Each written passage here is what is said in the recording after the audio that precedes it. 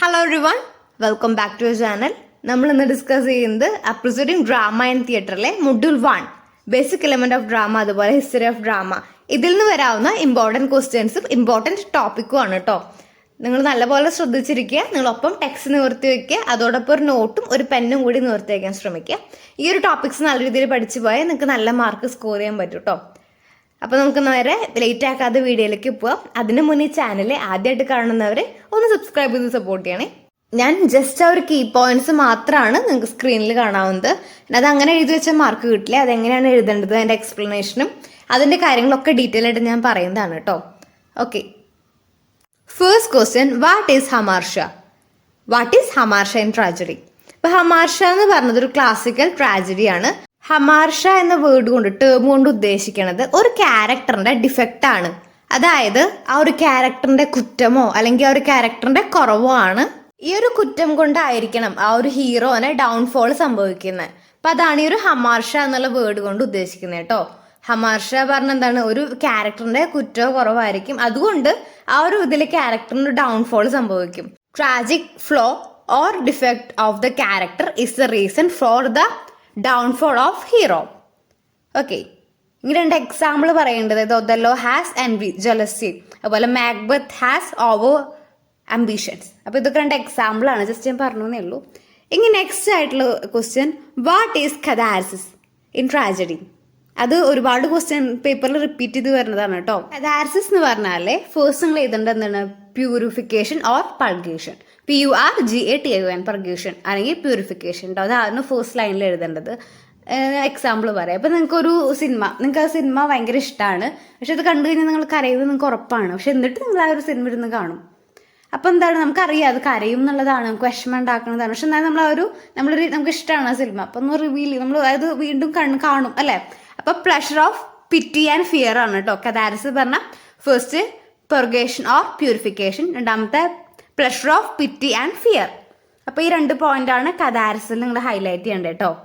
Exalt through the process of purification others tragedy the fact reveal. അതായത് നിങ്ങൾ എന്ത് ചെയ്യുന്നു, നിങ്ങൾക്ക് അറിയാം അത് കണ്ടു കഴിഞ്ഞാൽ വിഷമമാണ്, ഒരു ട്രാജഡിക് ആയിട്ടുള്ള മൂവി ആയിരിക്കാം, പക്ഷെ നിങ്ങൾക്ക് അത് ഇഷ്ടമാണ്. അപ്പം നമ്മൾ റിലൈവ്ഡ്, RELIEVED കേട്ടോ, സ്പെല്ലിങ് ശ്രദ്ധിച്ചു, RELIVED. അപ്പോൾ അതുകൊണ്ടാണ് നമുക്കത് അറിയാം, നമ്മൾ കരയും എന്നൊക്കെ. പക്ഷെ എന്നാലും നമ്മളത് വേറൊരാളുടെ ട്രാജഡി ആയിരിക്കും ബേസിക്കലി. അത് കാണുമ്പോൾ നമുക്കറിയാം നമ്മൾ കരയും, പക്ഷെ എന്നിട്ടും നമ്മളത് പോയി കാണും. അപ്പോൾ അതാണ് pleasure of pity and fear. Pleasure of pity and fear. നമ്മളിത് കണ്ട കരയും എന്നറിയാം, പക്ഷെ എന്നിട്ടും ഒരു സിനിമ കാണും, നമ്മളതൊരു എന്റർടൈൻമെന്റ് ആയിട്ട് എടുക്കുകയാണ്. അപ്പം അതാണ് ഫിയർ ഓഫ് പിറ്റി ആൻഡ് ഫിയറിൽ വരുന്നത് കേട്ടോ. Next term പെരിപ്പിറ്റിയ. പെരിപ്പിറ്റിയ പറഞ്ഞ ഒരു ഡ്രാമയിലുള്ള തിരിച്ചടിയാണ് കേട്ടോ. ഈ ടേണിംഗ് പോയിന്റ് എന്നൊക്കെ പറയില്ലേ, അതാണ് കേട്ടോ. It means reversal of fortune, turning point in drama after in which the plot move steadily to its denouement. അതായത് ആ ഒരു ഡ്രാമയിലെ ഒരു ടേണിംഗ് പോയിന്റ് ഉണ്ടായിരിക്കും. ആ ഒരു ടേണിംഗ് പോയിന്റോട് കൂടി നമ്മുടെ ഡ്രാമ അവസാനിക്കാനായി. നമ്മുടെ അരിസ്റ്റോട്ടിൽ ഇതിനെ കുറിച്ച് എന്താണ് പറയുന്നതെന്ന് അറിയോ? അതായത് ഈ ഒരു ടേണിങ്ങിന് ശേഷമാണ് നല്ലൊരു വിധിയിൽ നിന്ന് അയാൾ ചീത്ത ഒരു ഇതിലേക്ക് പോകുന്നതെന്നാണ് കേട്ടോ.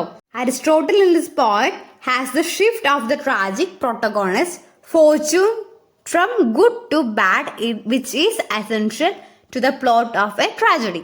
നെക്സ്റ്റ് ഇമ്പോർട്ടൻ്റ് ആയ ടോപ്പിക്കാണ് വാട്ട് ഈസ് അനഗോട്സിസ്. അതായത് മീൻസ് ഓഫ് റെക്കഗ്നീഷൻ. അതായത് നമ്മൾ തിരിച്ചറിയാം മീൻസ് ഓഫ് റെക്കഗ്നീഷൻ.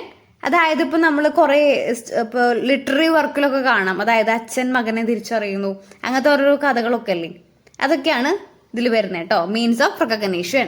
ഇതുവരെ അറിയാത്ത ഒരാളെ നമ്മൾ തിരിച്ചറിയാം. അറിവില്ലായ്മയിൽ നിന്നൊരു ചേഞ്ച് ആണ് ഈ ഒരു റെക്കഗ്നീഷൻ എന്ന് പറയുന്നത് കേട്ടോ. It means recognition in a literary work, it is the starting discovery that proceeds a change from the ignorance to knowledge. Okay, next question, choral character.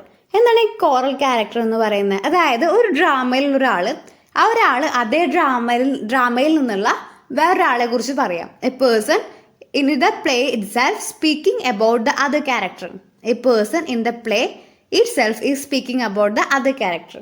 അതായത് ഇപ്പോൾ ഹോം സിനിമ അല്ലേ, ആ സിനിമ ഒരു ഡ്രാമ ആയിരുന്നുവെങ്കിൽ അതിലൊരുപാട് narrations വരുന്നില്ലേ, ശ്രീനിത് ബാസിയുടെ കുറേ narrations ഒക്കെ വരുന്നുണ്ട്. അതൊക്കെ തന്നെയാണ് ഇപ്പോൾ എൻ്റെ വീട്, അതുപോലെ എൻ്റെ വീട്ടിലത്തെ അച്ഛൻ അമ്മ അതിനെ കുറിച്ചൊക്കെ പറയുന്നില്ല. ഇതിനാണ് കോറൽ ക്യാരക്ടർ എന്ന് പറയുന്നത് കേട്ടോ. അപ്പം അത് പഠിച്ചില്ലേ.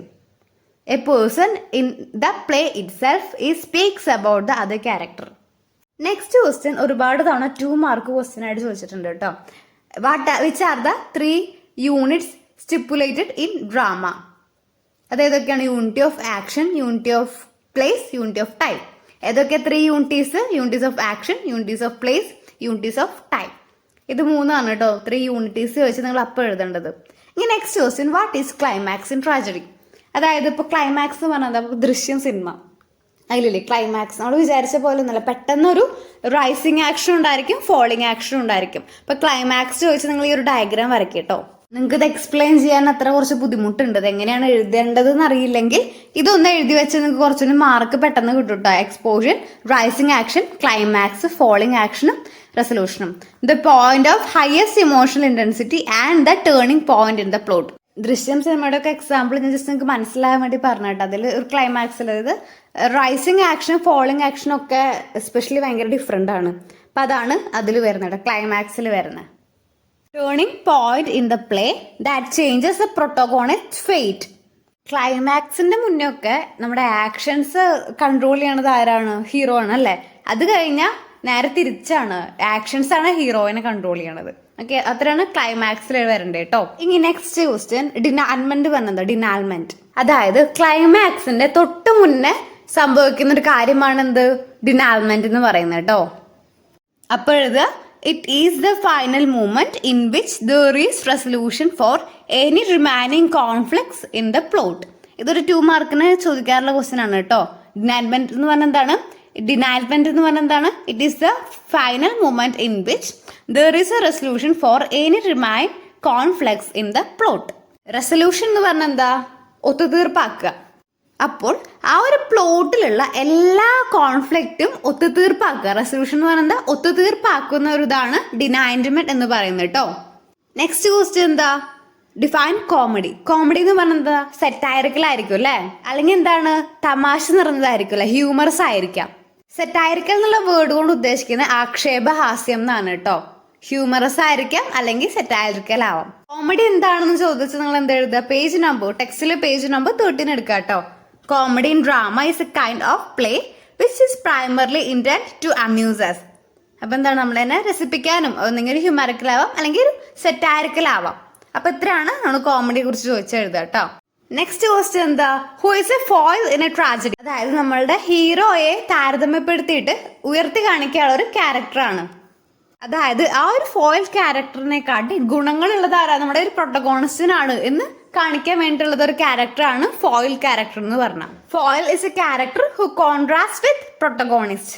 കോൺട്രാസ്റ്റ് എന്ന് പറഞ്ഞ ടേമിന്റെ മീനിങ് എന്താണ്? വ്യത്യാസം നോക്കുക അല്ലെങ്കിൽ ഒത്തു നോക്കുക എന്നൊക്കെ അതിന്റെ മീനിങ് വരും കേട്ടോ. Next, what is the difference between drama and play? ഇതൊരു ഇമ്പോർട്ടൻറ്റ് ക്വസ്റ്റൻ ആണ് കേട്ടോ. ഡിഫൈൻ ഡ്രാമ അല്ലെങ്കിൽ പ്ലേ ചോദിക്കും, അല്ലെങ്കിൽ ഇത് രണ്ടും തമ്മിൽ ഡിഫറൻറ്റ്. ഇത് 4 മാർക്കായിട്ട് ചോദിക്കാൻ ചാൻസ് കേട്ടോ. പ്ലേ എന്ന് പറഞ്ഞാൽ എന്താണ്?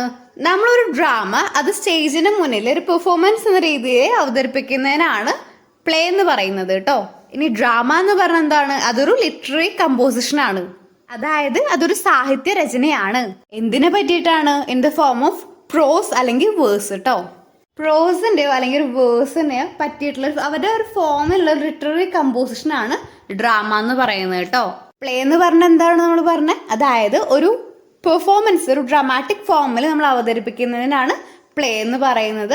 ഇനി ഡ്രാമയിലേക്ക് വരുമ്പോൾ എന്താണ്? പ്രോസ് അല്ലെങ്കിൽ വേഴ്സ് അതിന്റെ ഒരു ഫോമിനെ കമ്പോസ് ചെയ്യുന്നതാണ് ഡ്രാമ എന്ന് പറയുന്നത്. പിന്നെ ഡ്രാമ എന്ന് പറയുന്നത് ഒരു ലിറ്റററി കമ്പോസിഷൻ ആണ് in the form of prose or verse അല്ലെ. പ്രോസിന്റെയോ വേഴ്സിന്റെയോ അതിന്റെ ഫോമിലുള്ള ഒരു ലിറ്റററി കമ്പോസിഷൻ ആണ് ഡ്രാമ എന്ന് പറയുന്നത്. Next question, which are the 3 pillars of ancient drama? 3 തൂണുകൾ ആരൊക്കെയാണ്? ഒന്ന് ഈ സ്കില്ലേഴ്സ്. 3 തൂണിലുള്ള ഒരാളാരാണ്? ഈ സ്കില്ലേഴ്സ്. എന്നാണ് കേട്ടോ സ്പെല്ലിങ് നോക്കണം. സോഫക്കിൾസ് അതുപോലെ യൂറോഫൽസും. ഇവര് 3 പേരാണ് 3 പില്ലേഴ്സ് കേട്ടോ. പിന്നെ നെക്സ്റ്റ് ക്വസ്റ്റ്യൻ ഏതാണ്? What is tragic comedy? എന്താണ് ട്രാജിക് കോമഡി എന്ന് പറയുന്നത്? അത് ആ ഒരു വേർഡ് കേൾക്കുമ്പോൾ തന്നെ നമുക്ക് അറിയാലോ. ട്രാജിക് കോമഡി പറഞ്ഞത് ട്രാജഡിയും കോമഡിയും കൂടി മിക്സ് ആയതാണ് ട്രാജിക് കോമഡി. ഇത് കേൾക്കുമ്പോൾ തന്നെ നമുക്ക് എഴുതാവുന്നതാണ് അല്ലെ.